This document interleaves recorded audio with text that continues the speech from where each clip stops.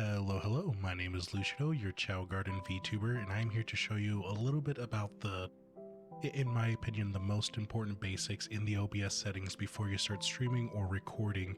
Let's get started in showing you basically how to get to settings first. Now, I have OBS open right behind me, and it is going to look different for you than it is for me just because I have a specific theme set up on my OBS that has the purple and maybe like different kinds of grays and blacks, as well as I have here on the left hand side Twitch chat, so Twitch is automatically connected to OBS, and on the right side you have my activity feed.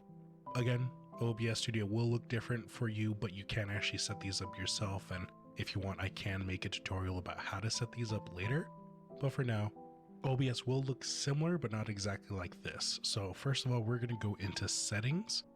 You go into settings just like in every other program. You go to file, and then you go into settings right here. Okay, so now that we have settings open, the first thing that it's going to take you is going to be in the general tab. Now, general tab, there isn't honestly, in my opinion, much that has to do with setting up your stream other than just a little bit of customization to OBS, like enabling snapping whenever you are wanting to move your sources around. And I guess the thing that I have for myself is my theme, which right now is set to Twitchy. I think by default it'll just say dark, and I think that's the version that everyone else is just so used to. I just found online on the OBS site a theme and I'm like, okay, this looks cool, I'll just add it just because it's different. But honestly, I think other than that, you can set it up so that when you are streaming, you are automatically recording as well, which it does make it easier to be able to edit your VODs and everything. It's just, I don't see why you have to do it when you can just download your VODs online when you're done streaming. So I just don't really think it's necessary, but if you do want it just to be, if you do want the entire process to be a bit quicker, you can have that set up if you'd like to. Okay. And then the next thing we're going to go to is the stream tab. Now in the stream tab, this is where you kind of have it set up for OBS to send whatever information you're having for your stream to whatever platform you want to stream on. Now let's say by default, people who usually want to stream on Twitch. So the service, you're going to select Twitch, but you can also select YouTube, Facebook Live, Twitter, etc. Now obviously you have it set up as Twitch if you're going to be streaming as Twitch. The server is going to be automatic. This is what I just usually recommend, because that way if for some reason a server is down that you normally use, it'll automatically just try to connect to another server so that you don't have to worry about your one singular server shutting down and then you're screwed. Sometimes you might get better connection if you stick to one server. Like for me, I can do US West, Salt Lake City, because I live in Utah myself. But usually I just stick to automatic or recommended. Okay, sorry if my voice sounds very hoarse, I guess. I've been starting to get a cold just because it's been getting colder. And now where it says disconnect right here, you can automatically connect your Twitch account to OBS just by signing into Twitch. And I'd say for OBS and for Twitch, that is a lot more secure. Beforehand, before a couple of updates ago, you would have to grab the stream key from Twitch and copy and paste it onto OBS so that OBS knows exactly where to stream it. Only issue is if someone for some reason sees your stream key, they can copy that, and that basically gives them access to stream on your channel, which can be kind of scary because your channel is kind of your property. So connecting it this way is a lot easier, so that way you have the two-factor authentication, and only you by signing into Twitch knows how to get into that information. Again, if you want to enter it manually, you can. I'm just thinking it's a lot safer doing it this way. Then we have enable bandwidth test mode. Now what this does is, let's say if you want to test out your stream to make sure that you're not losing connection, your bitrate isn't all messed up, you're streaming at a good consistent rate, and your internet isn't going down, your hardware isn't getting messed up when you're streaming, you can check enable bandwidth test mode.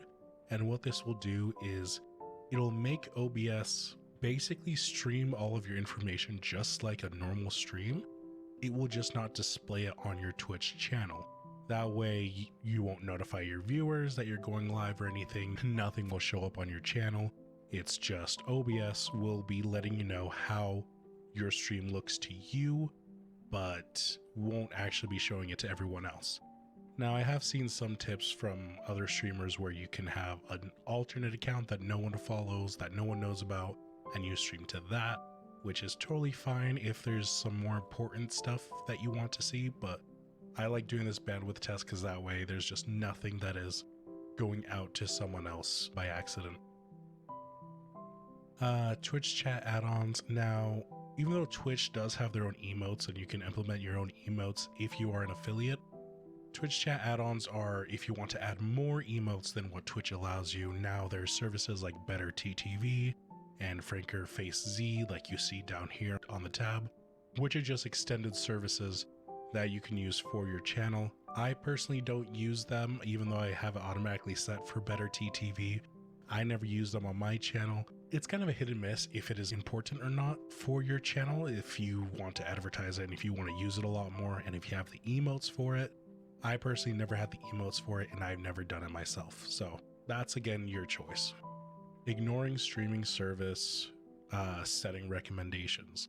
Now, as you can see, maximum video bitrate is 6,000 kilobits per second. That is the maximum that Twitch tells you that you are allowed to stream at. You can stream higher than that at 8,000, but Twitch just doesn't want you to hit 8,000. If you do want to hit 8,000 for some reason, you can click on this checkbox and then later in the settings you can actually change it to 8,000, and that just means that OBS can send more information to Twitch.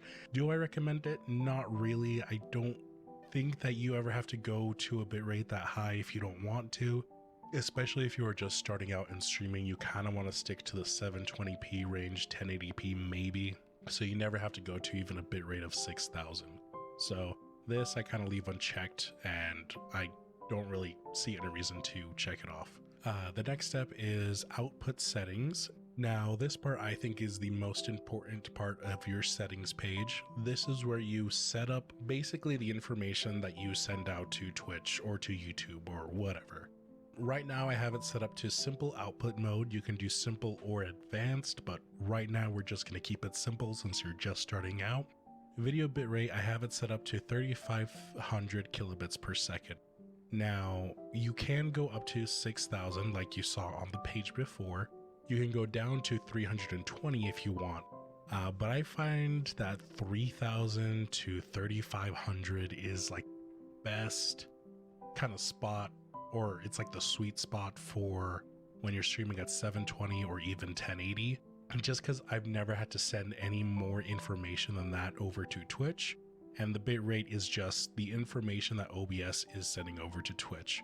Now, if you do 6,000 and you're streaming at 480 or 720p, then OBS is going to try to send out a lot more information than you are giving OBS, which means that it's just going to bottleneck itself and it's going to kind of struggle sending out the right amount of information to Twitch.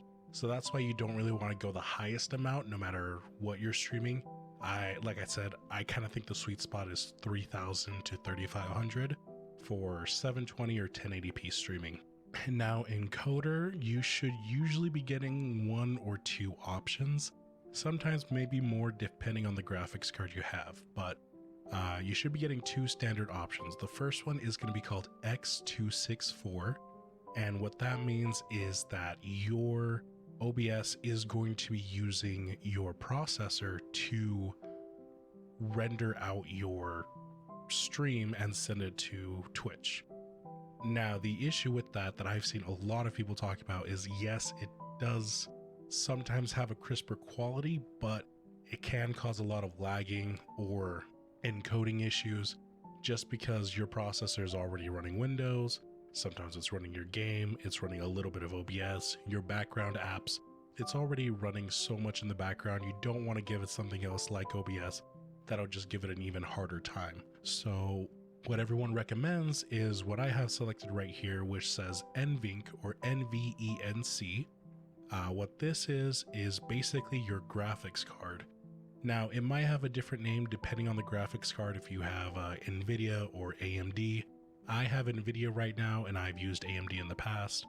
Usually they both say NVENC with a little bit of a difference depending on the card, but this is the encoder that you want to do, just because this will use your graphics card instead of your processor in order to render out and encode your stream, which will give you a much smoother stream in the end, and it won't give your processor such a hard time whenever you're running it. Yes, you might run into some issues when you're playing a game, like I've had some issues with Apex where I have dropped frames in Apex, but at least OBS is running smoothly, and it's like a give and take. Now, again, it really depends on what you have. For me, I have an RTX 720 Super, and if I remember right, RTX cards have a dedicated chip inside their graphics card that is specifically for streaming that OBS will use. Now we have audio bitrate, which I have set to 128. Now you can move this up to 320 as high as you want, or 640. I think the default is 192 or 160. Now, just like video bitrate, this is information that OBS sends to Twitch. It's the audio information. Like I said, the default is, I believe, 160, and I lower it to 128 just because, honestly, I haven't noticed a difference in the audio quality between the two. And when I set it to 128, it lets OBS send less information or audio information to Twitch, which will make it easier for your stream. So I always recommend lowering it. I've heard rumors that you can lower it to 96 even, and the audio difference isn't even that much, and you'll still save more bandwidth when you're doing that. But again, that's just something that you're going to have to test out to make sure your audio does sound right. Encoder preset is set to max performance for myself. This encoder preset is kind of you letting OBS know how you want your stream to basically go out. Like, do you care more about the quality of how your stream looks in your channel, or do you care more about OBS sending out a more consistent stream, where if you have max quality, the stream can look amazing, it can look clean, but it will lag a lot more, while when set to max performance, yes, sometimes the video can look a bit blurry on stream, but at least it'll be a consistent stream without any freezes or pauses in your stream at all. I always have it set to max performance just because I always think it's such an immersion killer, I guess. Whenever you're watching a stream, you're having a good time, and then boom, it's buffering, and it's really annoying when you have to run into that. So I usually have it set to max performance for that reason. Now, recording, this is kind of like the settings that I have set up for my stuff. You can do the path, which is obviously where any recorded video goes. And the more important thing is the recording format. I believe by default, it is set to MKV. I personally recommend sending or changing it to MP4 like I have here. Main reason is because in the past, when I've used MKV for recording and I've edited those videos, I've lost a lot of information from those video recordings that I couldn't get back, and I had to cut them out from previous videos. While with MP4, I've never ran into that issue. Plus, I believe MP4 files are actually a lot smaller than MKV, so that's probably going to just save you more space in the long run anyways, and I think it's just more standard. So I have it set up to MP4. If you know more about recording or video formats than I do and you have a better option, go for it. Just with my knowledge, I prefer MP4 more than MKV myself. Now, the next important thing is going to be video. I'm skipping over audio just because I don't think there's anything in that tab that's important for me to show you, just because any of that stuff you can set up on the main OBS page, and you don't really have to set it up there in the settings from what I've seen. So video here, this is kind of how you set up the video resolution for your streaming or for your recording. So like for me, base canvas resolution is going to be 1920 by 1080p. That is the screen that I am looking at that'll show all my scenes for me that I can edit and change. It is that screen specifically. And then output or scaled resolution, which is at 720p, is the resolution that OBS will be sending down to Twitch. So it'll grab my 1080p information, downscale it to 720p, and send that information over to Twitch. Now, if you want a 1080p signal to be sent over to Twitch as 1080p, you just change the output resolution to the same as the base resolution. And downscale filter, now, I don't fully know what this is off the top of my head. It is how OBS will filter your video to make sure, I believe so, it's checking the pixels correctly and sending the pixels in a specific way to Twitch or to whatever service you are using. The default that I've seen everyone use is bilinear, which I recommend sticking to. I've had issues with the other ones. I don't quite remember the names of what those ones are called, but I'm going to put them here in the video right now. So if you want to do more research in those, you can, just to see if there's one that sounds better to you and you can test it out. But from what I've seen, everyone has always said just stick with bilinear. Don't really go with anything else. Common FPS values is kind of how you want your frames to look when you're streaming. Do you want to stream at 30 FPS? Do you want to stream at 24, 60 FPS? And that's the frame rate that your stream or your recordings will go to for all of your content. I have it set to 60, so when I stream, I'm doing 720p with 60 FPS. I will be changing that when I move over to YouTube. It just really depends on what service you're using. Like on Twitch, I felt like I had to limit myself more with the information that I'm sending over to Twitch, while with YouTube, I can just send out everything to them and it transcodes correctly. I haven't had any issues with it. So like I said, it's just something that you have to work around with whatever service you are using to make sure it is working correctly. Now, a little tip with the scaled resolution, I always recommend going down to 720p. Sometimes people say like 1600 by 900 and stuff like that. I don't really recommend going to 1080p or higher, especially when you are starting out, just because you will be getting a lot of people who will just stop by your stream. And if for some reason they don't have the best internet and they can't watch your 1080p stream, they can't lower the resolution because Twitch doesn't really allow that for newer streamers and only sometimes allows it for affiliates. It's only guaranteed that you have it if you're a partner. So I always recommend streaming at a lower quality like 480 or 720, and that will basically let you cast out a wider net to have people watch your stream. So I always recommend streaming at 720. That's kind of the standard. If you want to go lower than that, that's totally fine. If you want to go higher than that, that is fine as well. But just so you know, the higher you go, the more you are gatekeeping people from your stream. Now, again, we're going to be skipping hotkeys just because everyone should know how hotkeys work. Basically, every program has them, I believe, and they're really easy to set up. I've personally never had to set them up because anything that I need done specifically, I have my Stream Deck for. But if you want to set up some hotkeys, that's where you go to get them set up for literally anything on OBS. Now, the last tab here is Advanced. There's only a couple things here that I think are important to point out. First thing here is under General, you have Process Priority.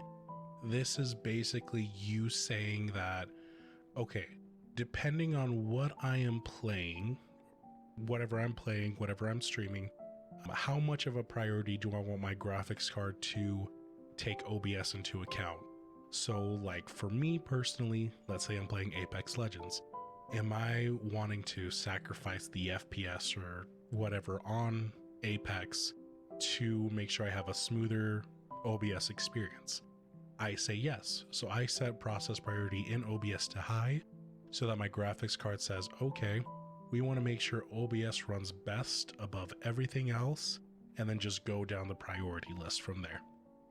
So I have it set up to high for myself. And again, you can just move this around to anything that you prefer. I just personally use high. I think the next most important thing is stream delay. Now, this you won't really use unless you feel like you are more into competitive games or more Massive Online, FPS games, Call of Duty, Battlefield, etc. And you have an issue with like stream snipe. If you don't know what stream sniping is, it is when someone will come to your stream, see whatever game you're playing, and they will join the exact same game that you are in, but basically stream cheat off of your stream to get kills off of you and basically taking advantage of your position, knowing exactly where you are. So what stream delay does and helps with is once you turn it on, OBS will basically hold off your stream from sending its information over to Twitch. For this, I have it set up to 20 seconds, and that way you hit start streaming, 20 seconds later, it'll show up on Twitch. And that means that anyone who will try to stream snipe you won't be able to follow you or know exactly where you are because they are 20 seconds behind from your gameplay. Okay, so that is pretty much everything from me today.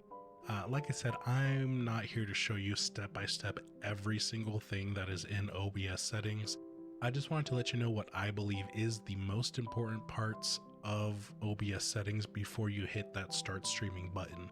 So if you do have any more questions about what any of that other stuff does, I can learn more about it. I can make a video about it. Like I said, this is just what I think is personally the most important stuff. But if you have any comments, questions, whatever, leave them down in the comments below, and I will see you all in the next time. Goodbye.